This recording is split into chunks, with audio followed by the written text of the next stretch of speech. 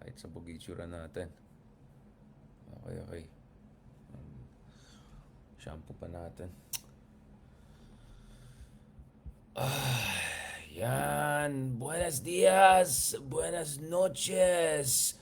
Kamusta everyone? ¿Cómo estás? I hope you had a restful weekend. Andito na po tayo live from Campeones de Europa. Campeones de Europa. The new champions of Europe. Viva España. Andito po tayo. Ayun na, pumasok na. Mamaya na, Julie. Campeones de Europa. So congratulations sa Espanya for winning this year's championship sa Europe. Puti nga dumating tayo dito sa Spain ng medyo konting right after the match, although dahil delayed yung flight natin, kaya tingnan yung bugbog yung insura natin. Dahil delayed yung flight natin, nakarating tayo. I mean, I was able to catch at least yung first half na 0-0 pa. But just to play safe, just to play safe, sabi ko, eto na lang suotin ko, di ba? Netherlands Cup. Sabi ko, suot ako ng Netherlands Cup. Just in case lang, di ba? Kasi ang problema, dito sa lugar na binibisita natin, although nasa Espanya yan, karamihan ng mga turista dito ay mga Briton, no? British. At kagabi, pagdating ko pa lang dito, grabe, ang dami nila, nakalabas silang lahat. At nagwawala sila, lasing sila, bad trip sila. Of course, ito yung mga English, di ba? It's coming home sila na it's coming home, pero hindi pa rin sila nakalusot. And I think Spain really got a much deserving victory, having close to 70% of possession throughout the game. Mas marami silang attacks, mas marami silang shoots on target, mas marami silang shots in total. So I think Spain got a much deserved victory. And by, I think this is their fourth victory na. So that means that Spain now is the most successful country pagdating sa European Championship. And you know, with no offense sa ibang continents, I think Copa America is really exciting. Very passionate. I'm sad to see that Messi got that injury. Um, I'm really sad, but I'm glad that at least he got another victory. So, kagabi, we saw a very interesting phenomenon, no? Or actually, kanina lang, the early morning in US time. We saw an outgoing legend, Lionel Messi, winning yet another championship, defending champions of Copa America. And then at the same time, of course, we saw, I mean, Yamin Yamal, I mean, my man, like the best talaga. So, yung Campeones de Europa naman ngayon is such a young team, and the just turned 17-year-old Yamal is had the highest assists, I think 4 assists dito sa European Championship. So the next Messi, in many ways, he's the next Messi, if not the next of himself, if he can even match Messi's record. So, grabe. It's quite an incredible turn of events, and kudos kudos to everyone. You know, wait lang, kasi sorry na disconnect. Kudos sa all the teams that made the finals so exciting. Kudos to England. I think they put a good fight, a valiant fight, 2-1. Nakabol pa sila sa second. I mean, this was the story of European Championship, no? And at the same time, of course, also congratulations also to Colombia for putting such a fantastic game. Now, obviously, how I wish football was the only thing that was keeping me awake. But as you know, guys, of course, fina-follow din natin. In fact, just seconds after nangyari yung assassination attempt kay Donald Trump, I saw already footage, reports coming out, and I saw this. Akala ko fake news, akala ko hanash lang yan, akala ko ano lang yan, disinformation yan. But this was coming from quite credible sources. And then legit media and outlets na nakalagay lang Trump injured in a rally in Pennsylvania, etc. And then I was looking for videos. And next thing you know, the videos were coming out. But I said, who knows? Baka deep fake yan. Baka hindi totoo yan.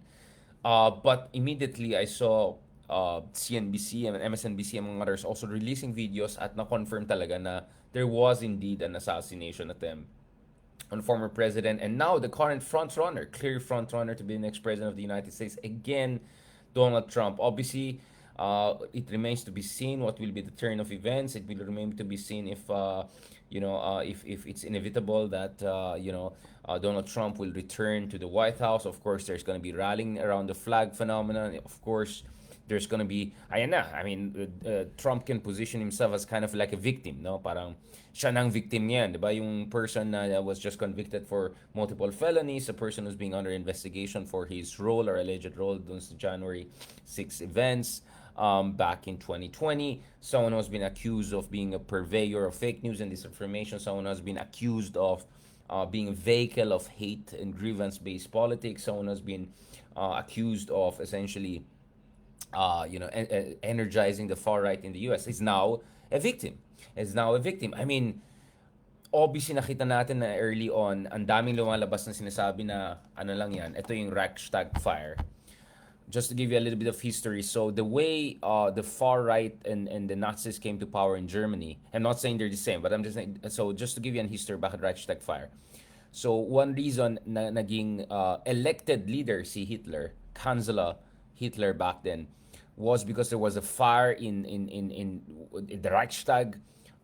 This is the main government building in Germany, and that was blamed on the leftists, on the communists, and based on that, Hitler was able to essentially institute draconian laws that paved the way for his consolidation of power and the creation of a horrible, scary regime, fascistic regime that oversaw deaths of tens of millions of people, including millions of Jews, millions of Slavic peoples, and essentially contributed to the Second World War. No, so the Reichstag fire since then has become essentially a kind of a parang yun yung sinasite parate ng mga critics when they feel that right-wing elements are going to use the crisis to create a new political order. Now, in the case of the Philippines, if you remember, Enrile, right? Enrile was accused,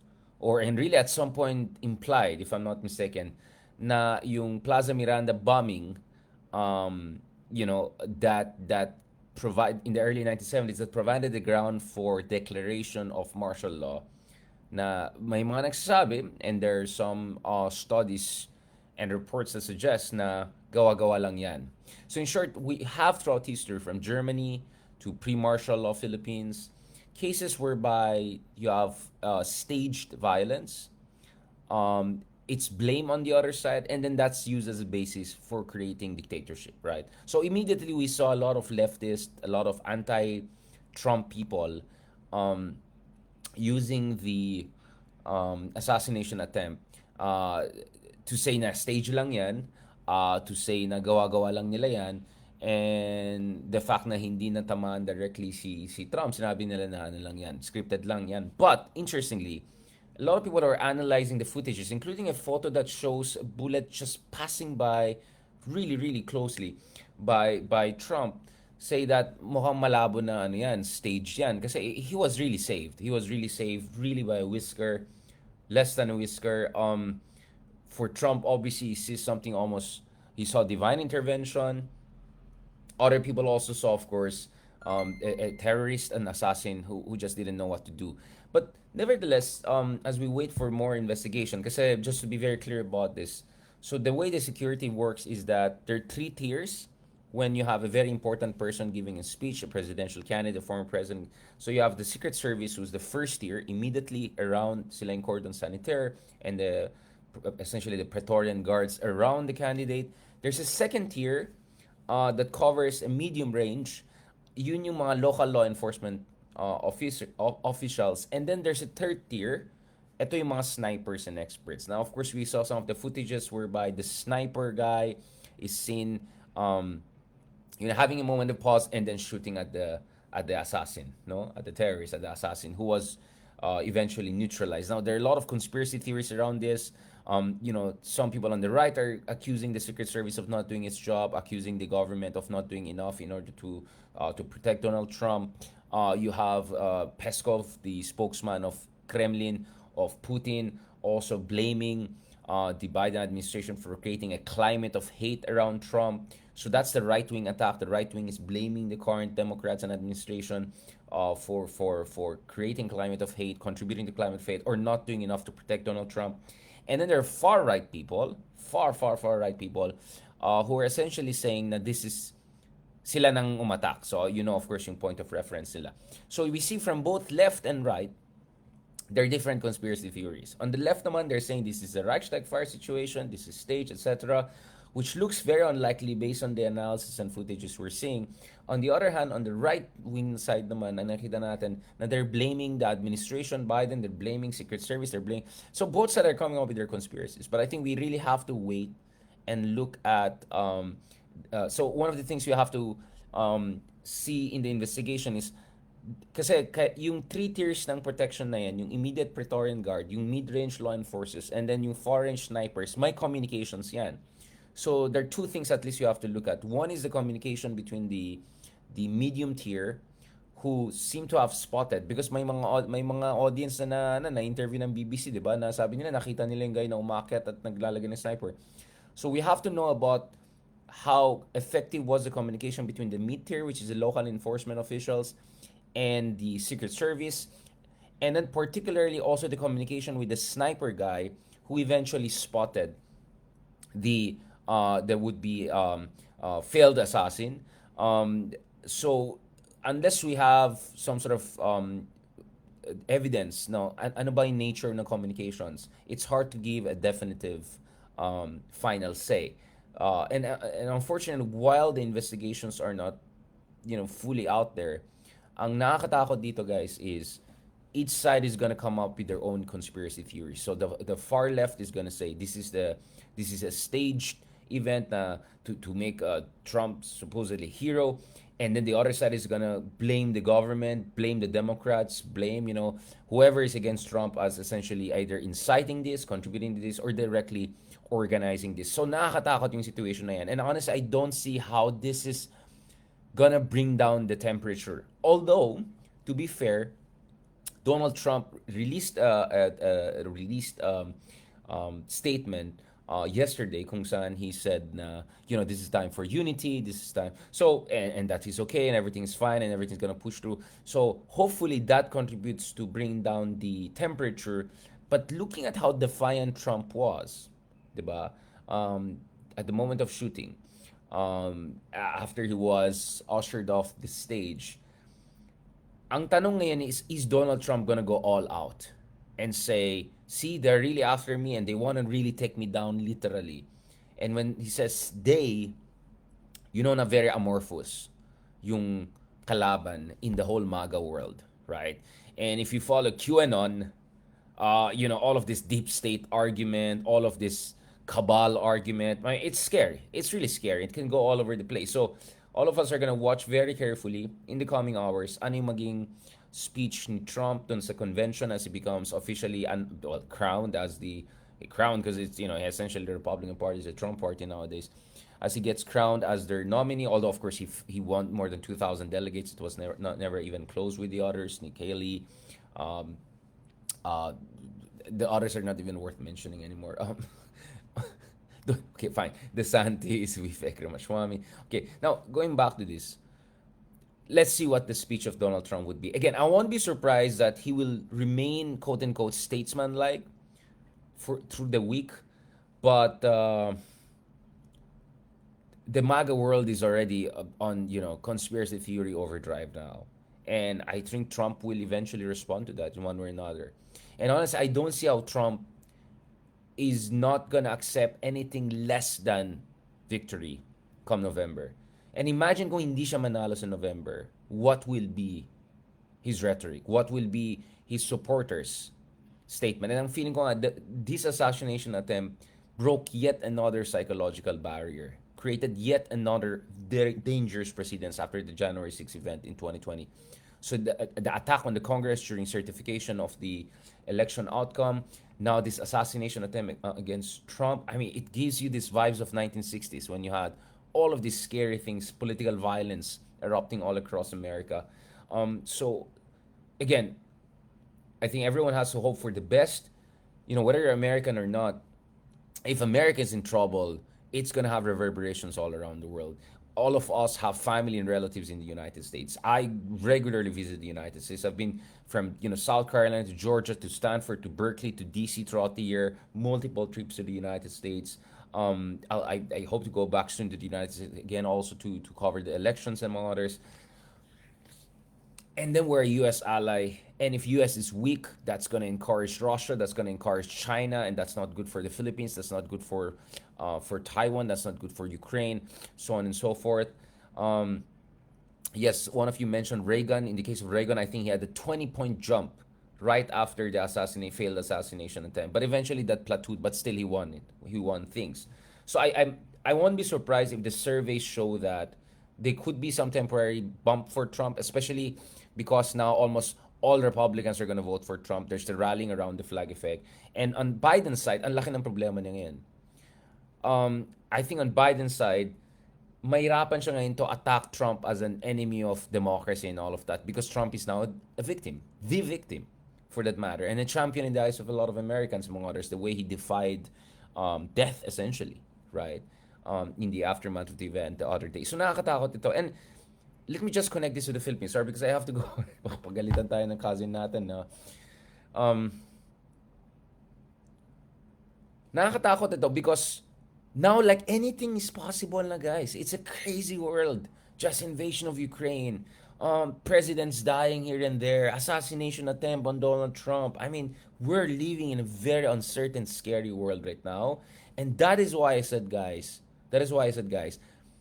this is no time for bad jokes. So whatever Sarah was saying that the other day, designated survivor, and I think almost everyone saw it the way some of us saw it, which is, was that a kind of an implicit bad joke threat or more? This is not a time to make any bad jokes. Alright? I don't know kung nagjo-joke si Sarah or not, pero yun yung dating sa ibang tao. And let's be honest, she's not very witty. She's not a good speaker. She's not very articulate. So, she's not even like Digong level of articulate, right? So, this is not a time for stupid jokes. This is not a time for you know, glorifying or romanticizing violence or political violence or taking things into your own hands and vigilante politics and all of that. Nakakatakot talaga ngayon, guys. So honestly, this is a time that we have to all step back and think about the implications of our toxic political discourse. Because last time I checked, it's not the United States the only country that has this toxic situation. And by the way, in Brazil, when Bolsonaro won almost a decade ago, he won after sinaksak siya during the election period, and he survived that, and eventually he won the race. So I wouldn't be surprised if Trump also comes out of this as victorious. But for me, the worrying thing is this toxic polarization everywhere in all major democracy, whether it's in France, whether it's in United States, whether it's in Brazil, and also in the Philippines. So my point here is, it is okay for us to disagree. It is okay for us to support different candidates in different parties. But let's not forget, at the end of the day, kababayan tayo. Let's not forget, at the end of the day, we are rivals, or we are citizens with different points of views. We're citizens with different ideological orientation or visions for the country, but we're not enemies. We're not enemies. So ang pinaka-nakakatakot dito is when people dehumanize the other side. Far right in the US demonizing the other side. The leftist people in the US, saying the other side are all a bunch of this and that, diba? I have my issues with MAGA. I have my issues also with some people in the far left, right? I have my issues with all sorts of extremism. But what's scary right now is the center is weakening. Decent discourse is collapsing. Mainstream institutions, all of them are under attack. Mainstream institutions are not perfect, but they were kind of like the glue that was holding the whole thing together. Once the center collapses, for all its failures and shortcomings, I have I have so many issues with mainstream media, with mainstream politicians, with everything, daming katrapuan. But when the mainstream collapses, it's the extremes who take over. And when the extremes take over, it's so scary. Okay, I think what we have to do in any democracy around the world, not only in America, is just to detox things a little bit, to bring down the temperature a little bit. Because the other day, we just came very close to a major candidate, potentially the next American president, and a foreign president getting killed. Imagine the explosion, the civil war level of explosion that would have happened. But still, no one is out of the woods yet. The US is not out of the woods yet. I just don't think Trump will accept anything short of victory in November. And what if he doesn't win? And what if he wins? So, isa sa mga nag-trending the other day was Project 2025. So, we are living in dangerous, uncertain times. The best we can do right now is to restore an element of sanity to our discourse, stop demonizing people, especially mga kababayan natin, whether we're your fellow Americans, your fellow Filipinos, your fellow Brazilians. Do not demonize them, okay? You disagree with them, it's okay. All right, that's why I'm saying I welcome everyone being part of our conversations. DDS, loyalist, whatever. I disagree with you on many issues. Especially with DDS, I deeply disagree on a lot of issues. With loyalists, matagal na kami may debate because I come from the North. Even with Dilawan, I have a lot of disagreements. But let's not demonize each other. This is very dangerous. Kaya ako, whenever I saw, whether Dilawan, whether DDS, make any statement that kind of called for violence against anyone, including yours truly, I called them out. May isang walang yung pa-leftist woke na isa dyan na was joking about something violent against yours truly. I called that person out. Buti nga nasa mood ako, others I would have pushed that person to be expelled from UP. Taga UP Los Baños sa ating yung mga walang yang yan di ba? Don't make stupid jokes. Period. This is not the time for stupid jokes. Things are scary right now. Everyone is on the edge, not only in the US. US is worse situation because they have guns and everything, but all around the world, everyone is on the edge right now. So if you want to be a responsible citizen, if you want to be a responsible politician, you want to be a responsible leader and thought leader especially, contribute to bringing down tensions and detoxifying things until we figure out what on earth is going on here. What on earth is going on here? Things are really bad, but I think everyone is on the edge. And this year's U.S. elections will probably be the most polarized, if not one of the most violent in contemporary U.S. history since the 1960s, probably.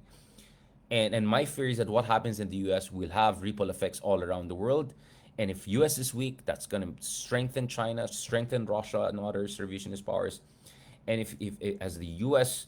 loses any kind of pretension to becoming, ability to pretend even to be a global leader in terms of democracy, I mean, is there anyone who still looks up to U.S. political system nowadays?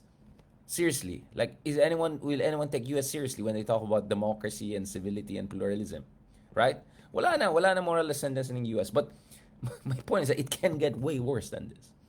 So that's why we have to care about what's happening there. We have to also care about what's happening in our country because nakakatakot ngayon.